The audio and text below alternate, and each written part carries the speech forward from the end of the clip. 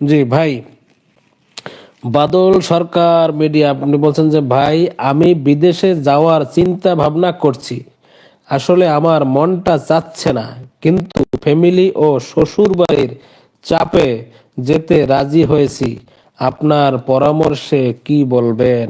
আসলে ঠিক আছে, কথাটা আপনি পরামর্শ চাইছেন। এখন আমি যদি আপনাকে পরামর্শ দেই, তাহলে আমার পরামর্শ হচ্ছে যে ভাই, দেশে কিছু করার যদি সুবিধা থাকে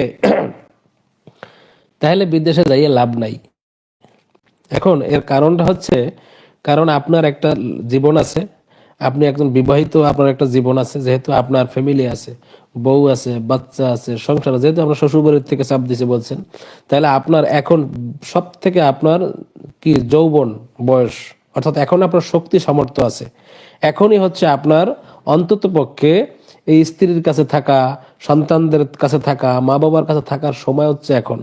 বন্ধু বান্ধবের কাছে সময় দিবেন এখন, কিন্তু আপনি কি করতেছেন? আপনারা দেশের জন্য, এই রেমিডেন্স আদায়ের জন্য, পরিবারকে ভালো রাখার জন্য, মা বোনকে একটু ভালো রাখবেন, বউকে একটু শান্তি দেবেন, এই কারণে আপনি পড়ে আছেন বিদেশে। কিন্তু দেখা যায় 10 বছর, 15 বছর, 20 বছর যখন আপনি বিদেশ খাইতে যখন আসেন, তখন আপনার জীবনও থাকে না, যৌবনও থাকে না।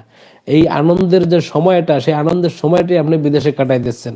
আপনার জীবনের আসল মূল যে মুহূর্তটা, সব থেকে জীবনের আনন্দময় মুহূর্তটা হচ্ছে আপনার বিদেশে কেটে যায়। তখন এক সময় এসে দেশে এসে দেখবেন যে আপনার আর সেই এনার্জি নাই, আপনার সেই আনন্দ করার মতো আরই নাই। বিদেশ থেকে যখন আসবেন, আস্তে আস্তে একটা সময় বয়স পুড়ে যাচ্ছে, শক্তি পুড়ে যাচ্ছে, দুর্বল হয়ে যাচ্ছেন, একটা সময় রোগাক্রান্ত হয়ে যাচ্ছেন, একটা সময় কিচ্ছু পান। তার মানে হচ্ছে আসলে জীবনটা, পুরুষের জীবনটা আসলে এরকম।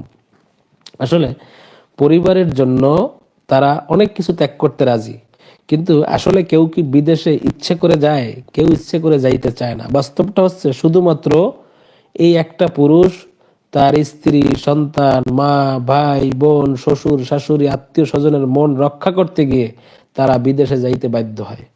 কিন্তু বিদেশটা যদি ঠিক এরকম হইতো, সরকারি উদ্যোগে নেওয়া হইতো, ইচ্ছা করলে সরকার কোনো সিস্টেম করে দিত, প্রতি 3 মাস পরে দেশে এসে 15 দিন থাকার সুযোগ পাবে, অথবা প্রতি 6 মাসে এসে 1 মাস দেশে এসে থাকার সুযোগ পাবে।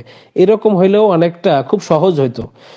যে বাংলাদেশে অনেক সময় আমরা দেখি যে গ্রামগঞ্জ থেকে অনেকে শহরে চাকরি করতে যায়, মনে করেন ঢাকা শহরে গেল, তাই না?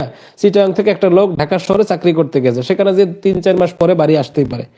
ঠিক বিদেশটা যদি এরকম হইতো তাহলে আবার সহজ হইতো। কিন্তু আপনি বিদেশে গেলেন, দেখা যাচ্ছে আপনি 5, 6, 7 বছর, 8 বছরও আর খবর নাই, 10 বছরও খবর নাই।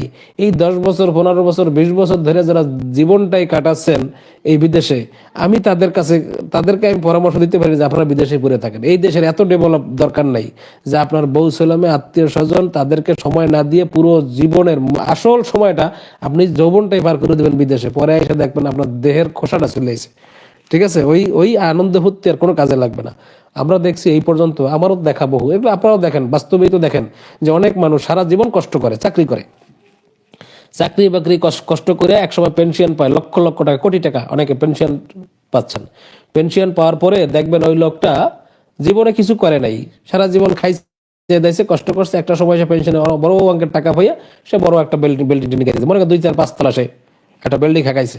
দেখবেন ওই বিল্ডিংটাও কমপ্লিট হয়েছে, তখন তার মনে হচ্ছে যে আমি মনে হয় জীবনের এখন একটা সুখী জীবন আমার এখন যাবে। কিভাবে? সারা জীবন কষ্ট করছি, এখন এই যে বড় বিল্ডিং বিল্ডিং গাচ্ছি, করছি, করছি, বসে বসে খাবো দাবো আর ঘুমাবো। কিন্তু দেখবেন যে ঠিকই ওই যখন বিল্ডিংটা গাঁথা হয়েছে, ভালো একটা পরিবেশ তৈরি হয়েছে, ঠিক 2-1 মাসের ভিতরে তার রোগাক্রান্ত হয়ে তার মৃত্যু হয়ে গেছে।